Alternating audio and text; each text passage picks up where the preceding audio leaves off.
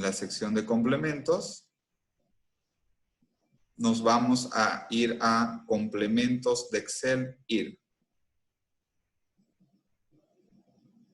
¿Okay? Una vez que yo esté en la sección de complementos de Excel, en IR, deberemos verificar de que esté seleccionada o tiqueada la opción herramienta para análisis. ¿Okay?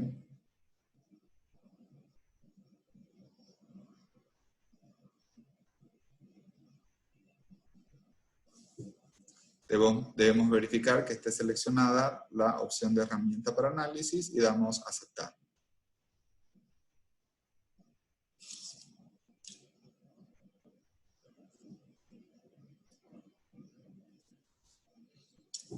Una vez que hemos dado a aceptar, vamos a verificar en el Excel que ya nos aparece en la sección de datos la herramienta análisis de datos. Y por lo tanto, con esta función de análisis de datos, voy a poder hacer lo que es la generación de números aleatorios. Entonces me voy a análisis, análisis de datos.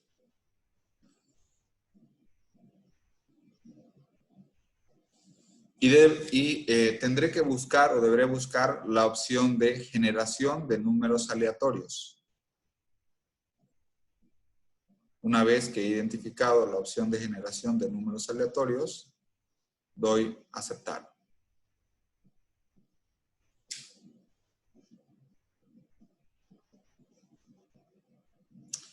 ¿Qué es aquí lo que debo hacer? En primer lugar, debo seleccionar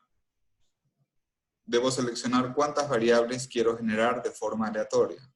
En mi caso, solamente deseo generar una variable de número aleatorio.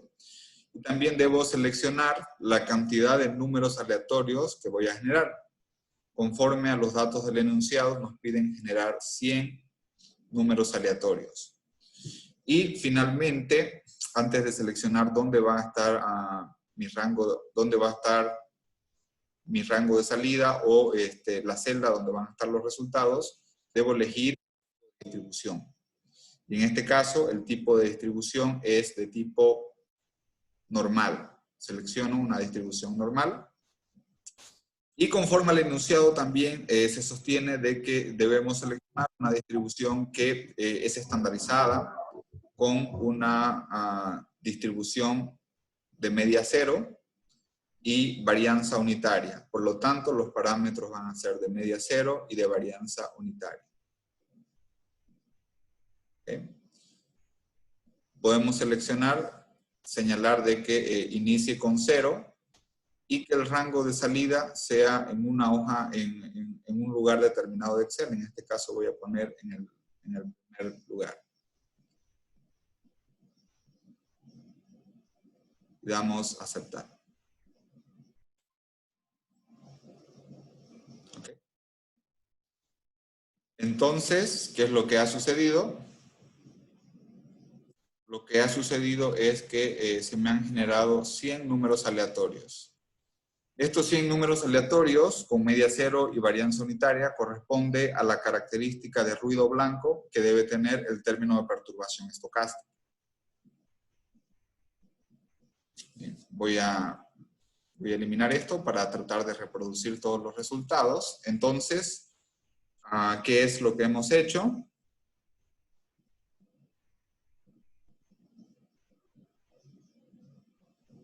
Lo que hemos hecho es realizar, o en este caso generar, 100 números aleatorios, también se llaman realizaciones, para el término de perturbación estocástica. Y desde luego, por propiedades estadísticas y econométricas, este término de perturbación estocástica debe tener media cero y debe tener varianza constante. El siguiente paso que debemos evaluar ya es la simulación de los modelos ARIMA. ¿Cuáles son los modelos ARIMA que vamos a simular? Vamos a simular el inciso A, que es un modelo AR1. ¿Por qué AR1? Porque solamente tiene un término autorregresivo en la variable dependiente, cuyo coeficiente autorregresivo es igual a 0.8. ¿Okay? Luego vamos a simular también, o vamos a hacer la realización del inciso B, en el cual acá podemos ver de que hay dos parámetros, dos términos, ¿no? Uno lo que es un parámetro AR, o un término autorregresivo, cuyo coeficiente o término autorregresivo es menos 0.5. ¿Por qué menos 0.5? Porque este coeficiente, si yo lo llevo al otro lado, al lado derecho, está en el lado izquierdo, va a cambiar de signo. ¿Okay? Y por lo tanto, también tengo un término de media móvil, un término MA, que tiene el coeficiente de menos 0.5. ¿Sí? Bien, entonces, en otras palabras, vamos a hacer la realización de un modelo ARMA, o un modelo AR1 y MA1.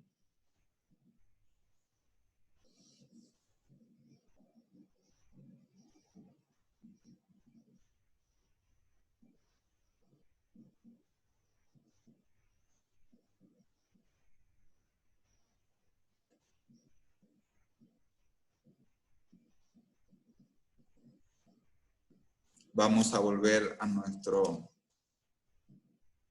Excel.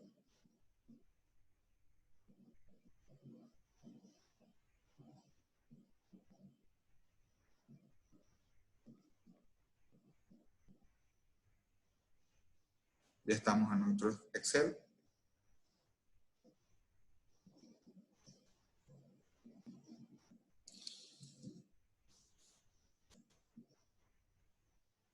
Vamos a dar un poco de tiempo para aquel que hubiera tenido algún retraso se pueda poner al día.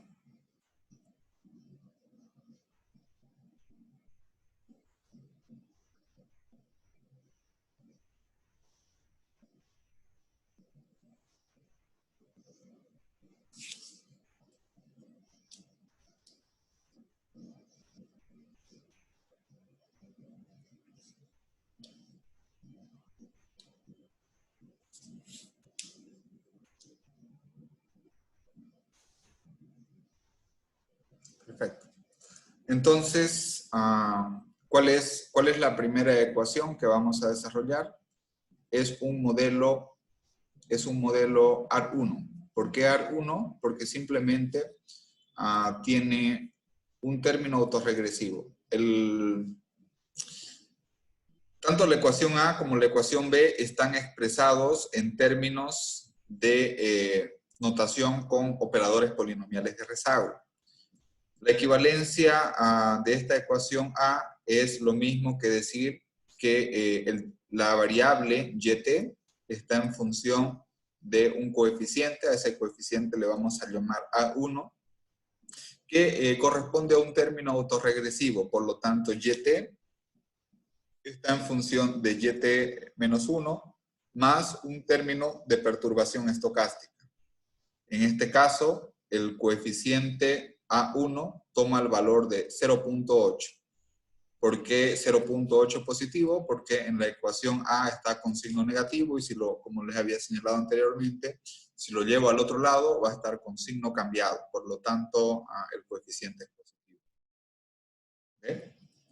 Entonces, este es el primer parámetro. Luego tengo el siguiente modelo, que es el modelo B. Vamos a llamar la serie YB, en el cual, como les había señalado de forma previa, tenemos un término autorregresivo y tenemos un término de media móvil. Esta equivalencia de B es igual a decir que la serie YT está en función de su propio valor, pero con con un término autorregresivo, YT-1, y está en función de un término de media móvil. Es el coeficiente B2. ¿Cuáles son los valores de los coeficientes? Para el primer caso es el valor de menos 0.5. ¿Por qué menos 0.5? Porque en la ecuación B está con signo positivo y si va al lado derecho va a cambiar de signo. ¿Okay? Y el término B2 que me implica el término de media móvil en un periodo, es decir, en el error T-1, también tiene signo negativo. Entonces, lo que debemos hacer básicamente es hacer la simulación de YT, en este caso la primera variable que va a ser la serie YA, que corresponde a la ecuación del inciso A, y de la ecuación YB, que corresponde a la ecuación del inciso B. Hay que mencionar que se parte, conforme al enunciado, se parte del supuesto que los valores iniciales, tanto para el término autorregresivo inicial como para el término de perturbación inicial, es igual a 0. Por lo tanto, los valores previos antes del proceso 1 es igual a 0. Entonces, esto va a implicar que el valor anterior en la serie YA es igual a 0 y que el valor anterior en la serie YB es igual también a 0. ¿Okay? Entonces, la simulación es muy sencilla. Lo que debo simular es que la serie YA depende del parámetro A1, en este caso que es 0,80, multiplicado por su valor anterior, que va a ser 0, y a eso le vamos a sumar el término de perturbación estocástica. En este caso tenemos el valor y tenemos la realización del primer valor para la serie YA. Luego, para poder simular la serie YB, que es un modelo AR11, es decir, con un término autorregresivo y con un término de media móvil, debemos considerar de que la serie YB va a ser igual a B1, por el valor anterior de YB más el parámetro de media móvil en un periodo que es igual a 0.5, en este caso B2, multiplicado por el término de error del periodo anterior más el término de error en tiempo t. Okay. Y de esta forma, en el primer caso, coincide la serie simulada en tiempo 1, coincide con la serie simulada tanto para la ecuación A como para la ecuación B. Y una vez que tenemos esto de acá,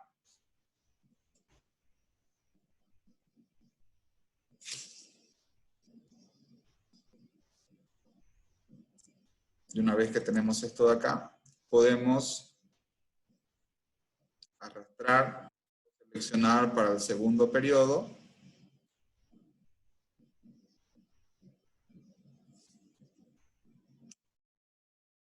y así sucesivamente seleccionar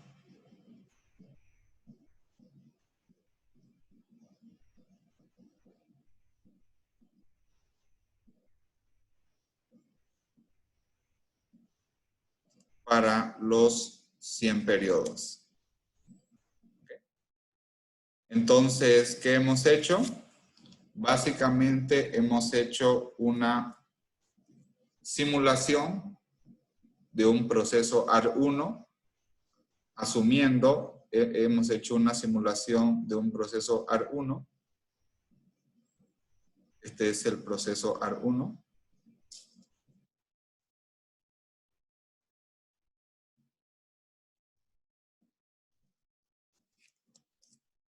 Asumiendo que la serie YT es igual a 0.8 YT-1 más el término de perturbación estocástica.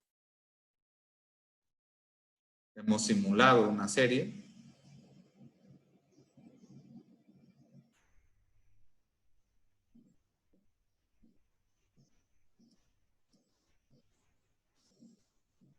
hemos hecho esta primera simulación. Y de igual forma hemos hecho una segunda simulación para la serie YB, asumiendo que tiene un proceso ARMA 1.1.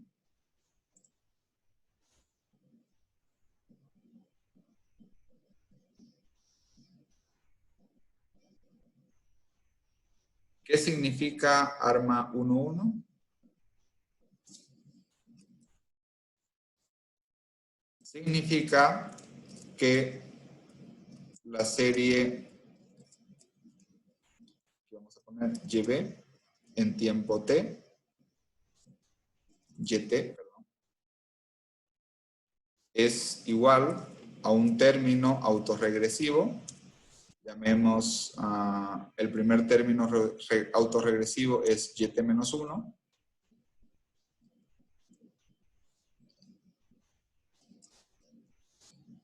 Y es igual a un término de media móvil.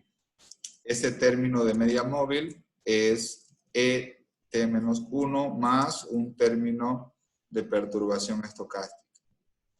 Este sería el inciso B. Y este sería el primero sería el inciso A.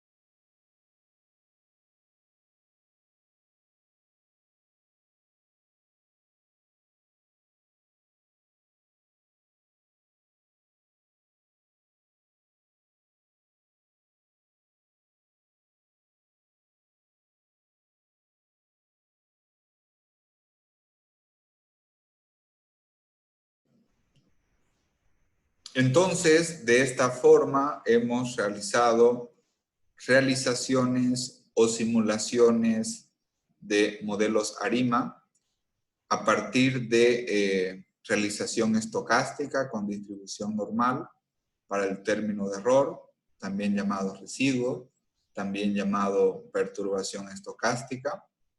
Y hemos hecho dos simulaciones, una asumiendo un proceso AR1, es decir, con un término autorregresivo, y simulando un proceso ARMA 1.1, es decir, asumiendo un término autorregresivo y asumiendo un término de media móvil con valores de menos 0.5 y menos 0.5 de forma respectiva.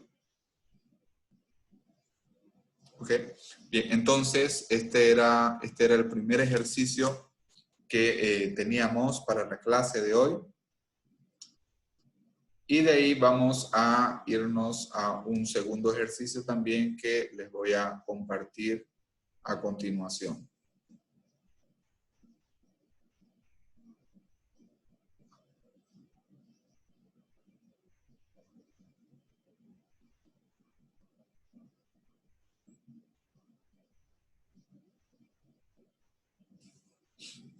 Como pueden ver, mi fondo de pantalla son proyecciones y utilización de series de tiempo econométrica.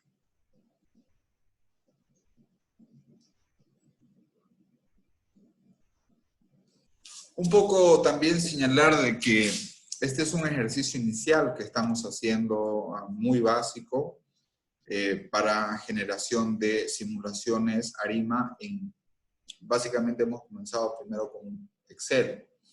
La siguiente clase lo que vamos a hacer es esto mismo que hemos hecho el día de hoy, hacerlo ya en el lenguaje de programación que estamos utilizando en econometría, que es RStudio. Bien, ahora entonces les voy a compartir el segundo ejercicio que vamos a hacer. Pero antes de entrar al segundo ejercicio, yo quiero señalarles de que en series univariadas o modelos ARIMA, El propósito es un modelo, el modelo ARIMA es un modelo ateórico, no hay una teoría por detrás. Usualmente en la econometría estructural o en la econometría clásica asumimos que Y depende de X, pero no solamente es un factor, es decir, no es solamente una variable, sino hay otros factores, es decir, hay X1, hay X2 y hay X3, hay un conjunto de variables explicativas. Y por lo tanto, para poder predecir cuál es el comportamiento en la variable dependiente, debemos asumir valores fijos o valores dados en las variables explicativas. Esa es lo que se llama la econometría estructural. En la econometría de series de tiempo, y básicamente en este modelo ARIMA, nos dice de que no importa conocer las variables explicativas. Por lo tanto, la propia dinámica y la propia realización estocástica en la variable tiene una historia que permite predecir el comportamiento futuro. Por lo tanto, si el pasado determina el presente también va a determinar el futuro. Entonces, esa es la lógica en los modelos ARIMA. Pero para poder abordar esa lógica, hay una metodología que es la llamada metodología de Box-Jenkins. Box-Jenkins plantea 4 pasos para poder estimar el mejor modelo ARIMA posible. ¿Qué significa esta metodología? El primer paso es la identificación. Y la identificación se realiza a través de correlogramas. Función de autocorrelación parcial. ¿Okay? Entonces, en función de estos correlogramas, nosotros podemos identificar posibles procesos que vamos a tratar de estimar. Y de ahí ya nos vamos al siguiente paso. ¿Cuál es el siguiente paso? El segundo paso dentro de la metodología de Box-Jenkins es la metodología de la estimación. Una vez que yo he identificado un proceso ARIMA, lo siguiente que debo hacer es estimar los parámetros del modelo. Y una vez que hemos estimado los parámetros del modelo, debemos ir ya al tercer paso, que es realizar verificación y diagnóstico. Esa verificación y diagnóstico significa de que el modelo, en primer lugar, debe cumplir con los supuestos econométricos. Por ejemplo, los residuos deben tener una distribución normal. Y eso lo verificamos a través de la prueba Harke-Vera, o también lo podemos verificar a través de la prueba Shapiro-Wilk. ¿Okay? Pero la verificación en la metodología de Box-Jenkins sugiere también de que los coeficientes de correlación de forma conjunta que han sido abordados o estimados por el modelo ARIMA, de forma conjunta deben ser iguales a 0. Y ahí podemos utilizar dos tipos de pruebas. Una, la prueba de Box y Peirce, que es una prueba generalmente utilizada para muestras grandes, es eficiente en muestras grandes. Y la otra prueba que es de Loom-Box, ¿okay? Que esta prueba de Loom-Box básicamente es más aplicada a lo que son muestras más pequeñas o modelos ARIMA con menor cantidad de datos. Es más eficiente. Generalmente en países como el nuestro, como en Bolivia, las series históricas no son muy largas, es decir, no tenemos 500, 800 o 1000 datos para que sean muestras grandes, y nuestras muestras generalmente son pequeñas. Por lo tanto, usualmente sería más aconsejable para muestras pequeñas utilizar la prueba de Loom-Box. Y si el modelo pasa la prueba, ¿cómo se llama? Pasa la fase de verificación y diagnóstico, una vez que hemos pasado las 3 pruebas. Por lo tanto, ya podemos utilizar el modelo econométrico para poder hacer proyección. Pero es la metodología de Box-Jenkins es bastante recursiva, es decir, de que si no pasa la prueba de verificación y diagnóstico, yo debo evaluar otro modelo ARIMA y por lo tanto esto puede ser bastante demandante el tiempo, probando varios modelos hasta que pase las 3 fases. Es decir, pase la prueba de la identificación, hacemos la estimación y nuevamente, de forma recursiva, debe pasar la prueba de verificación y diagnóstico para que una vez que esté todo bien, pueda utilizar el modelo para hacer proyección, ¿no? O pronóstico. En este caso, yo les voy a un poco explicar en qué consiste o cuáles son las diferencias entre la prueba Box y Pearce y Loombox para poder realizar verificación y diagnóstico.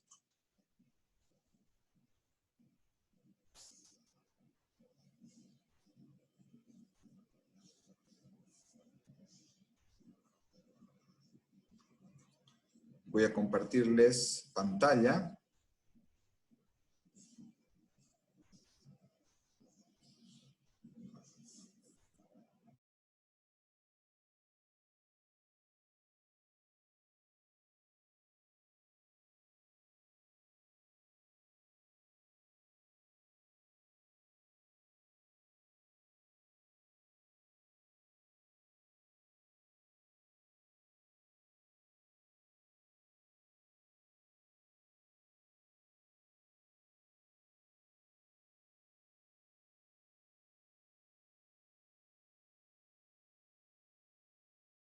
Bien, aquí les he compartido una pantalla que vamos a asumir de que tenemos una serie de tiempo con 100 observaciones. Es una serie de tiempo que tiene 100 datos u observaciones. ¿Okay? Y estimamos un modelo ARIMA. Puede ser un modelo AR1, un AR11, cualquier modelo ARIMA. Una vez que estimamos el modelo ARIMA nos arroja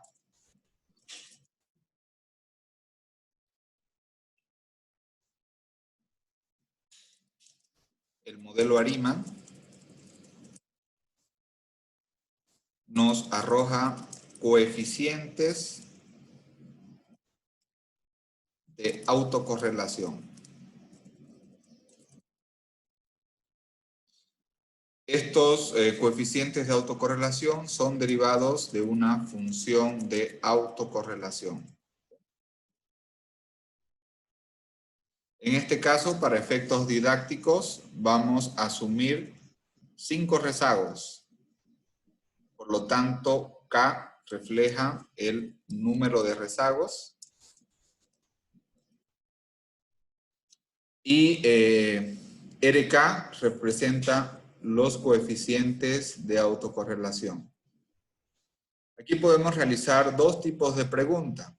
La primera pregunta es, individualmente los coeficientes de correlación son iguales a 0. Para ello, vamos a utilizar un nivel de significancia estadística del 2.5% en una cola o 5% como nivel de significancia estadística en 2 colas. Esto, en el primer caso, vamos a verificar si estos coeficientes 0.20, menos 0.013, 0.086 y así sucesivamente son iguales a 0. Y la segunda pregunta que vamos a responder es si ahora no individualmente, sino de forma conjunta, estos coeficientes de autocorrelación son iguales a 0. Lo que estamos haciendo en este caso es el tercer paso de la metodología de Box-Jenkins. ¿Cuál es el tercer paso? Verificación y diagnóstico. Para responder al inciso B, podemos utilizar 2 tests. El test de Box y Pearce 1970, recuerden ustedes, para muestras grandes, Y la prueba de Lum y Box, 1976, para muestras pequeñas. Independientemente si es muestra pequeña o es muestra grande, vamos a mostrar cómo se calculan estos dos tests. Y vamos a utilizar un nivel de significancia estadística en la prueba de hipótesis al 5 y al 1% de significancia estadística. Recuerden ustedes que 5% de significancia estadística implica 95% de confianza. Y por otra parte, 1% de significancia estadística significa 99% de confianza. Por lo tanto, mientras el nivel de significancia estadística sea más bajo, vamos a estar hablando de que el nivel de confianza es mayor. Para responder a la primera pregunta, si de forma individual los coeficientes de autocorrelación son iguales a 0, esto funciona con una prueba que se llama la prueba Z, que es la de distribución normal. Para ello debemos encontrar un valor crítico. Y el valor crítico que vamos a utilizar es al 5%, en 2 colas, o de una cola del 2.5%. Si lo queremos hacer en Excel, esta prueba de hipótesis, lo primero que debemos encontrar es el valor crítico de Z. Que Z es la tabla de distribución normal. Y esta fórmula la podemos, en términos estadísticos, si ustedes recuerdan, en su curso de estadística inferencial, ustedes utilizaban unas tablas estadísticas. Bueno, resulta de que cuando ustedes vayan a trabajar, ya sea en un banco o en su respectivo trabajo, en gobierno, banco central, lo que ustedes quieran, no van a estar ustedes con las tablas estadísticas que les enseñaron los profesores en la universidad. Entonces, por lo tanto, ustedes van a tener una computadora y deben conocer cómo generar valores críticos, por ejemplo, a través de la utilización del Excel. Esto también, como les había dicho, lo podemos hacer con el lenguaje de programación, pero de manera básica vamos a utilizar, para encontrar el valor crítico, hay una fórmula en Excel que se llama distribución normal estándar inversa, y lo que ustedes deben hacer, esta distribución normal estándar inversa funciona básicamente con 1 menos el nivel de significancia estadística, dividido entre 2 colas. Por lo tanto, si mi nivel de significancia es del 5%, eso yo lo divido entre 2 y es 2.5% a cada lado. Y esto implica de que para un nivel de significancia del 5% en 2 colas, voy a tener un valor crítico de Z. Voy a tener un valor crítico de Z, que en este caso es 1.96, y lo que voy a hacer es, debo comparar un límite, cada coeficiente de correlación en el rezago 1, 2, 3, 4 y 5 debe compararse con un límite superior y un límite inferior. ¿Qué significa eso? El límite superior se calcula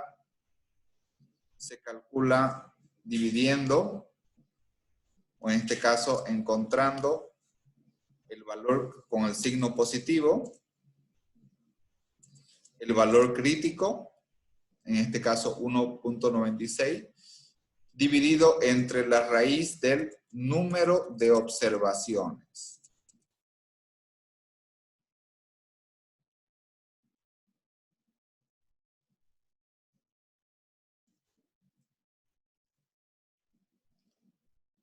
Esta es la forma como calculamos el límite superior. Y el límite inferior es lo propio, solamente que con signo negativo. Entonces, por lo tanto, el primer coeficiente de autocorrelación en el rezago 1, que equivale a 0.20, debe estar entre el valor de 0.196 y menos 0.196. ¿Cuál es la hipótesis?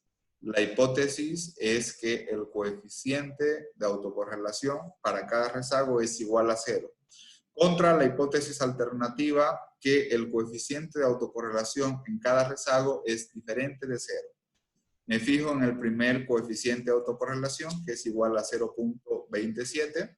0.27 está por encima del límite superior, por lo tanto, ¿a qué conclusión llego? A rechazar la hipótesis nula, es decir, que este coeficiente de autocorrelación en el rezago 1 es distinto de 0. ¿Qué sucede con el coeficiente de autocorrelación 2? Si me fijo, el valor del coeficiente de autocorrelación 2 está entre el límite superior, es decir, es menor que el límite superior, y cae también dentro o es menor que el límite inferior. Por lo tanto, para el coeficiente 2 estaría en el intervalo del límite superior y el límite inferior. ¿Qué conclusión me permite eso? Eso me llega a la conclusión de que el coeficiente de autocorrelación en el segundo rezago es estadísticamente igual a 0. Y si puedo verificar los coeficientes de autocorrelación para el rezago 3, para el rezago 4 y para el rezago 5, puedo verificar que de forma individual estos coeficientes de autocorrelación están dentro del límite superior y dentro del límite inferior. Por lo tanto, voy a resumir que del rezago 2 al rezago 3, rezago 4 y al rezago 5, de forma individual, los coeficientes de autocorrelación de forma individual son iguales a 0. Pero rechazo esa hipótesis nula solamente para el primer coeficiente de autocorrelación. Entonces, con esto, aquí está la conclusión. Fíjense, la hipótesis nula, el coeficiente de correlación 1 igual a 0, se rechaza la hipótesis nula, está fuera de los límites inferiores, pero no rechazo la hipótesis nula de que de forma individual estos coeficientes de autocorrelación son iguales a 0.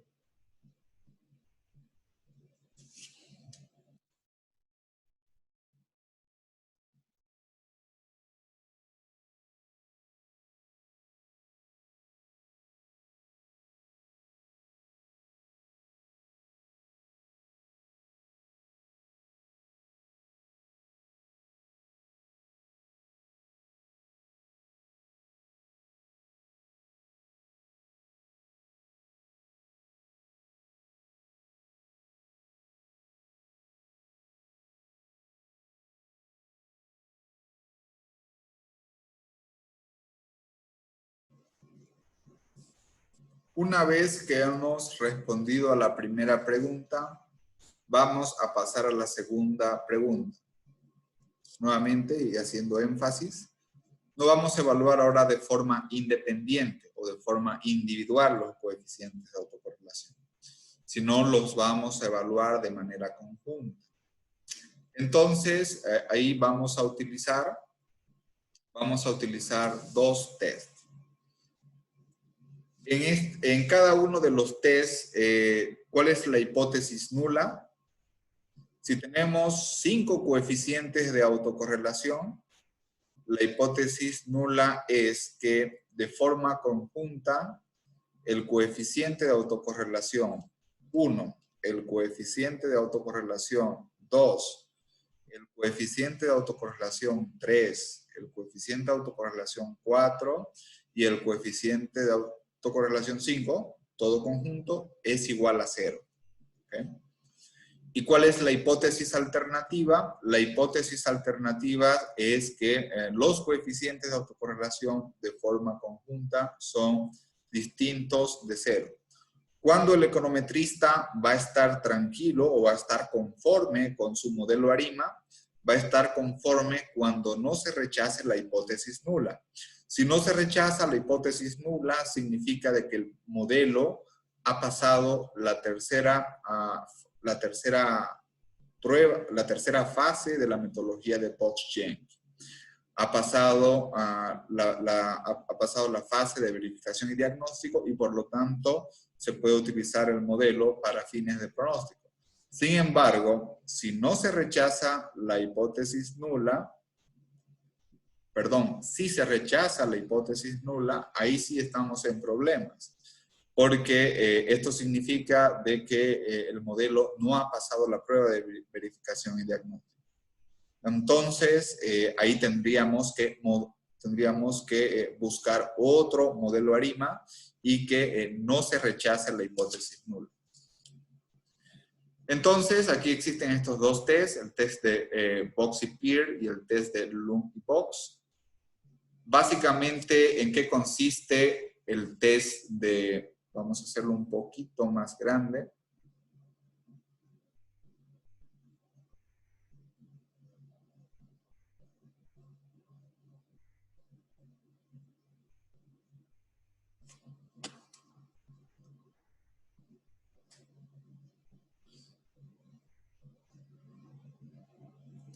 ¿En qué consiste el test de Box y Peer? El test de Box y Peer consiste básicamente en realizar una sumatoria de todos los coeficientes de autocorrelación elevados al cuadrado. Entonces, se calcula un estadístico que se llama el estadístico Q. Este estadístico va a ser igual a la sumatoria de todos los coeficientes de autocorrelación elevados al cuadrado. Y una vez que tenemos esa sumatoria de todos los coeficientes de autocorrelación 1, 2, 3, 4 y 5 elevados al cuadrado, eso lo multiplicamos por la cantidad de observaciones. ¿Y en qué consiste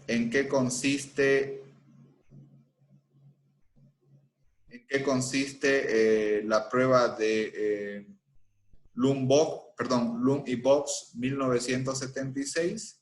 Básicamente consiste en que hacemos una sumatoria de igual forma de todos los residuos elevados al cuadrado, pero en cada coeficiente, los coeficientes de autocorrelación los elevamos al cuadrado, ¿okay?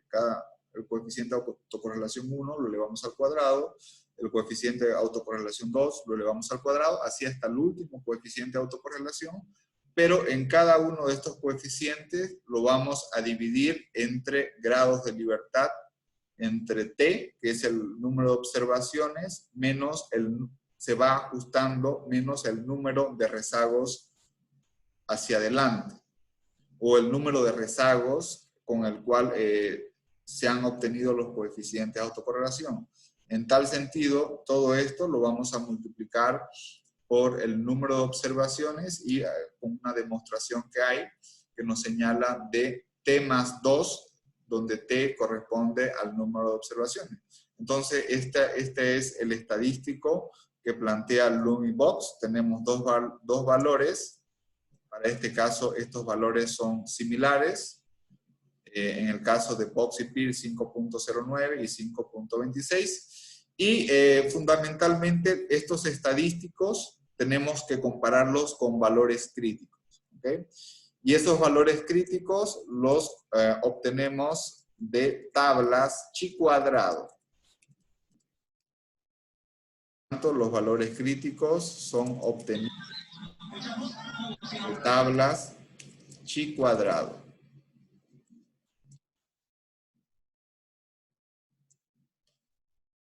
En ambos casos, tanto para el test de Box y Peer y el test de Lund y Box. ¿Y cuáles son los argumentos que necesitamos para realizar la prueba? Son los argumentos que necesitamos para obtener los valores críticos. En Excel, la función se llama prueba chi inversa. Prueba chi inversa.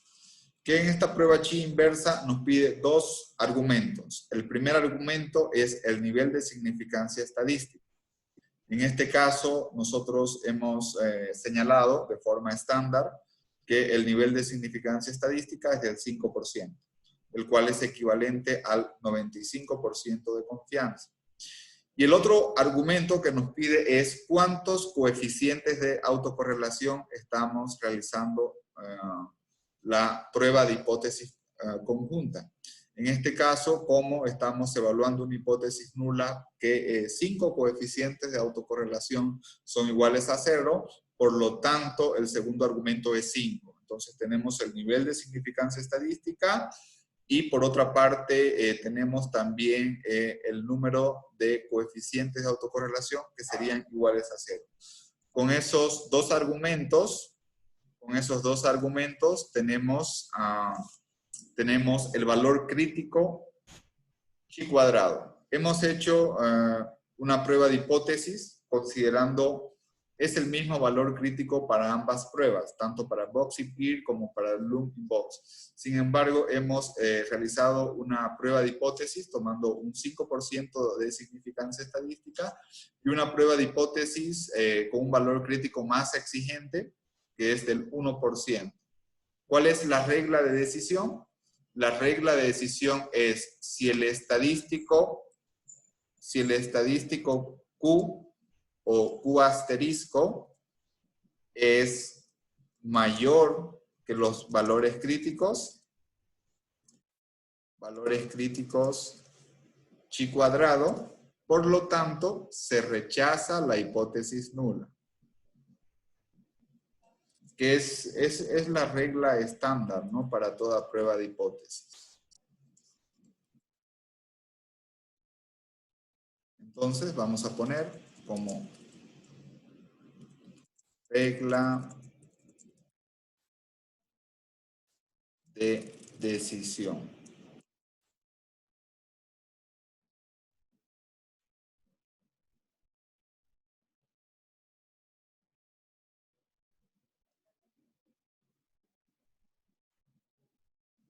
Repito, la regla de decisión es si los estadísticos calculados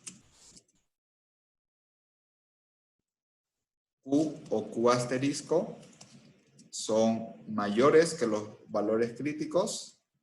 En este caso, rechazamos la hipótesis nula. ¿Cuál es la hipótesis nula? Los coeficientes de autocorrelación son estadísticamente iguales a 0. ¿Qué sucede en caso contrario? En el caso contrario, que los estadísticos calculados, ya sean Box y Peer o Loom Box, son menores que los valores críticos. Por lo tanto, en este caso, no rechazamos la hipótesis nula. ¿Okay? Repito, ¿cuándo vamos a estar tranquilos? Vamos a estar tranquilos cuando no se rechaza la hipótesis nula. Por lo tanto, si no se rechaza la hipótesis nula, el modelo ARIMA ha pasado la tercera fase, que es la fase de verificación y diagnóstico, y por lo tanto, una vez que se han pasado estas pruebas, podemos utilizar el modelo para fines de pronóstico.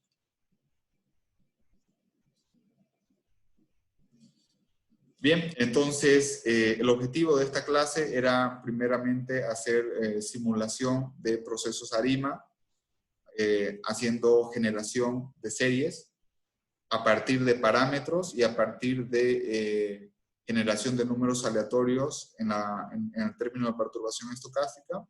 Y el siguiente paso era, y el siguiente ejercicio que que queríamos compartir con ustedes, era mostrar cómo se realizan las pruebas de verificación y diagnóstico a través de los test de Box y Peer 1970 y Loom y Box 1976 para modelos ARIMA. Entonces, esto lo hemos hecho de manera muy intuitiva y en un Excel que es fácil de utilizarlo. El próximo martes vamos a tener la sesión por este medio, a esta misma hora y por este mismo canal, donde lo mismo que hicimos hoy en en Excel, lo vamos a hacer en el lenguaje de programación que estamos utilizando en la materia que es RStudio.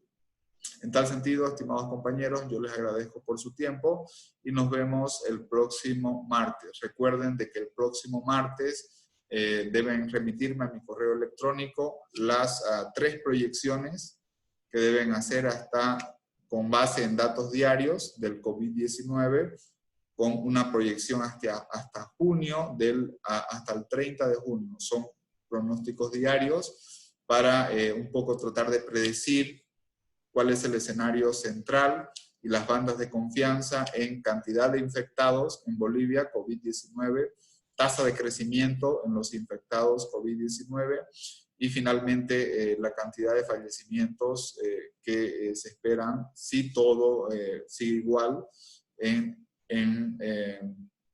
Bolivia, tomando como fecha de corte al 28 de abril. Entonces, les agradezco por su tiempo y nos vemos el próximo martes. Muchísimas gracias, compañeros, y que tengan buenas noches.